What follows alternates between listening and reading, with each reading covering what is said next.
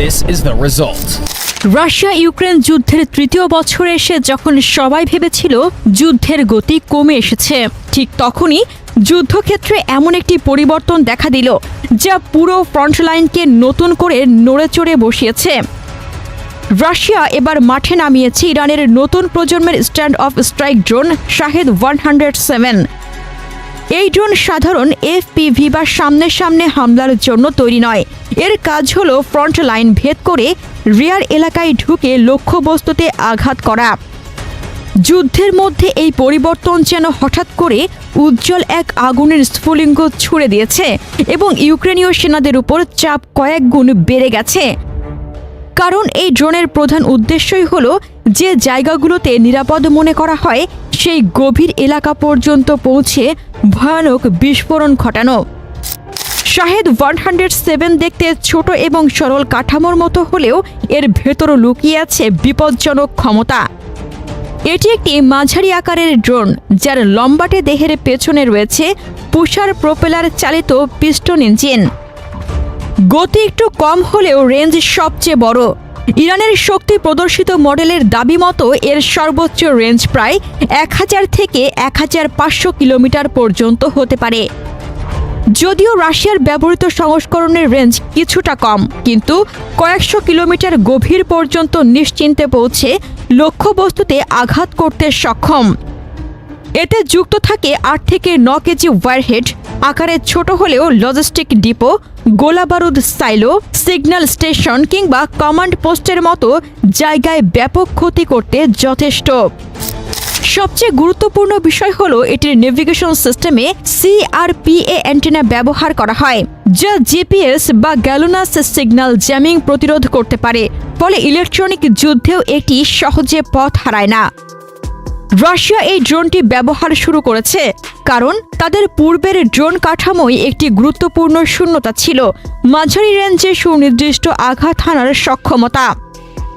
Lancet 3 সামনের line পর্যন্ত যেতে পারে এবং ক্রুজ মিসাইল দীর্ঘ রেঞ্জের হলেও অত্যন্ত ব্যয়বহুল। এই দুয়ের মাঝের ফাঁক পূরণ করতেই শাহেদ 107 হল নিখুঁত সমাধান। এটি সস্তা, ছোট, দ্রুত উৎপাদনযোগ্য এবং একসঙ্গে অনেকগুলো লঞ্চ করা যায়। রাশিয়া এখন এই সক্ষমতা ব্যবহার করে ইউক্রেনের লজিস্টিক নেটওয়ার্ককে টার্গেট করছে, যেখানে গোলাবারুদ সংগ্রহ, জ্বালানির ভাণ্ডার, সমন্বয় কক্ষ কিংবা ফিল্ড কমান্ড পোস্ট স্থাপন করা হয়। যুদ্ধক্ষেত্রের সবচেয়ে দুর্বল অংশ হল এই রিয়ার এলাকা। যুদ্ধে দাঁড়িয়ে থাকা সেনার চেয়েও বেশি গুরুত্বপূর্ণ তাদের সরঞ্জাম ও সরবরাহের ধারা। শাহেদ 107 ঠিক সেই জায়গাতেই বারবার আঘাত করছে। ইউক্রেনীয় সেনাবাহিনীর জন্য এটি এক নতুন দুঃস্বপ্ন, কারণ তাদের অধিকাংশ সরঞ্জাম পশ্চিমা দেশ থেকে আসে এবং এগুলো বিভিন্ন রোড নেটওয়ার্ক ধরে ফ্রন্টে পৌঁছে দেওয়া হয়। শাহেদ 107 সেই সমস্ত রুটের উপর এখন বিচ্ছিন্নভাবে আঘাত হানছে। ছোট ওয়ারহেড হলেও সঠিক স্থানে বিস্ফোরিত হলে পুরো ডিপো ধ্বংস করতে পারে, বিশেষ করে যেখানে গোলাবারুদ ও জ্বালানির বড় মজুদ থাকে। এই ড্রোনগুলো এত নিচুতে ওড়ে যে সাধারণ রাডার সহজে শনাক্ত করতে পারে না। এমনকি শনাক্ত করলেও উচ্চ মূল্যের পেট্রিয়ট বা IRIS-T দিয়ে এগুলো নামানো ইউক্রেনের পক্ষে অর্থনৈতিকভাবে অসম্ভব। তাই রাশিয়া বুঝে গেছে সস্তা ড্রোন দিয়ে ইউক্রেনের ব্যয়বহুল প্রতিরক্ষা ব্যবস্থাকে নিঃশেষ করা সম্ভব। এ ধরনের আক্রমণ সবচেয়ে বেশি পড়ছে ইউক্রেনীয় পরিকল্পনার ওপর। ফ্রন্ট লাইনের কয়েক কিলোমিটার পেছনে যা যা নিরাপদ বলে ধরা হতো এখন সেগুলোও ঝুঁকির মধ্যে।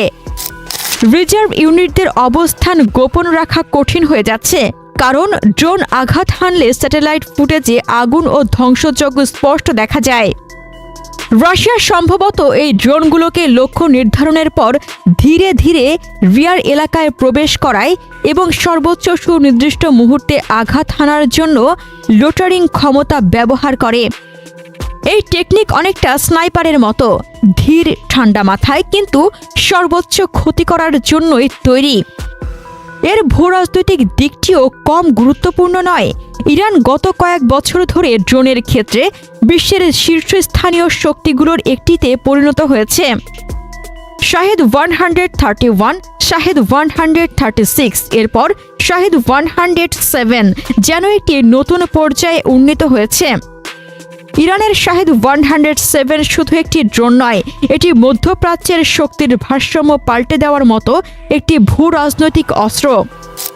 কারণ এই ড্রোনের মাধ্যমে ইরান প্রমাণ করে যে তারা পশ্চিমা নিষেধাজ্ঞা উপেক্ষা করেও উচ্চমানের ইউএভি প্রযুক্তি তৈরি করতে পারে এবং তা মিত্র দেশগুলোকে দিয়ে বৈশ্বিক যুদ্ধক্ষেত্রে প্রভাব তুলতে পারে। রাশিয়া যখন যুদ্ধের সবচেয়ে কঠিন পর্যায়ে পৌঁছে পশ্চিমা অস্ত্রের মোকাবেলায় হিমশিম খাচ্ছিল, তখন ইরানের ড্রোন প্রযুক্তি তাদের জন্য হয়ে উঠল গেম চেঞ্জার। এর অর্থ দাঁড়ায় মধ্যপ্রাচ্যে বহু বছর ধরে যে ইরানি ড্রোন নেটওয়ার্ক গড়ে উঠেছে তা এবার ইউরোপীয় রণাঙ্গনে সরাসরি প্রভাব ফেলছে। এতে শুধু রাশিয়া লাভবান হচ্ছে না, বরং ইরানের প্রযুক্তিগত মর্যাদা এবং কূটনৈতিক দর কষাকষির ক্ষমতা বহুগুণ বাড়ছে। যুক্তরাষ্ট্র ইসরায়েল বারবারই ইরানের ড্রোন কর্মসূচিকে অস্থিতিশীল সৃষ্টিকারী বলে আখ্যা দিত, কিন্তু শাহেদ 107 ইউক্রেন যুদ্ধে কার্যকর প্রমাণিত হওয়ায় পশ্চিমাদের উদ্বেগ আরও বেড়েছে। কারণ তারা জানে ইরানের সস্তা গণহারে উৎপাদনযোগ্য এসব ড্রোন পৃথিবীর যে কোনো সংঘর্ষে ব্যবহার হতে পারে এবং ইরানের সমর্থিত গোষ্ঠী যেমন ইয়েমেনের আনসারুল্লাহ, লেবাননের হিজবুল্লাহ বা ইরাক সিরিয়ার প্রতিরোধ সংগঠনগুলো এই প্রযুক্তি পেলে মধ্যপ্রাচ্যের ক্ষমতার মানচিত্র পুরো বদলে যেতে পারে। সবচেয়ে বড় বিষয় হলো ইরান এখন ড্রোনকে শুধু সামরিক নয়, কূটনৈতিক অস্ত্র হিসেবে ব্যবহার করছে। তাদের প্রযুক্তির উপর রাশিয়া যত নির্ভরশীল হবে, ইরান তত সহজে তাদের ভূ রাজনৈতিক স্বার্থ পারস্য উপসাগর, সিরিয়া, ইরাক কিংবা রেড সি এসব জায়গায় চাপ সৃষ্টি করতে পারবে। ফলে শাহেদ 107 সামরিক ব্যবস্থার মতোই কৌশলগত রাজনীতিতেও ইরাককে এমন এক শক্তিতে পরিণত করেছে যাকে আর কোনো পক্ষ অবহেলা করতে পারে না। রাশিয়ার দৃষ্টিকোণ থেকে শাহেদ 107 একেবারে নিখুঁত অস্ত্র। এটি ফ্রন্টলাইন ভেঙে মারাত্মক ক্ষতি তৈরি করতে পারে এবং এর সস্তা উৎপাদন এটিকে গণহারে ব্যবহারযোগ্য বানিয়েছে। ফলে রাশিয়া একদিকে ব্যয় কম রেখে ইউক্রেনকে দুর্বল করছে, অন্যদিকে অল্প শক্তি খরচ করে ইউক্রেনের রিয়ার স্ট্রাকচার ও সাপ্লাই চেনকে ধ্বংসস্তূপে পরিণত করছে। এই ড্রোনগুলোকে প্রতিহত করার মতো যথেষ্ট সস্তা প্রতিরক্ষা ব্যবস্থা ইউক্রেনের হাতে নেই, এটাই সমস্যার মূল। শেষ পর্যন্ত এই অস্ত্র যুদ্ধের গতিপথ সত্যি বদলে দিতে পারে। কারণ যুদ্ধ জেতার মূল সূত্র আজ ট্যাঙ্কের সংখ্যা নয়, সাপ্লাই ও লজিস্টিক ভাঙার ক্ষমতায় সবচেয়ে শক্তিশালী অস্ত্র।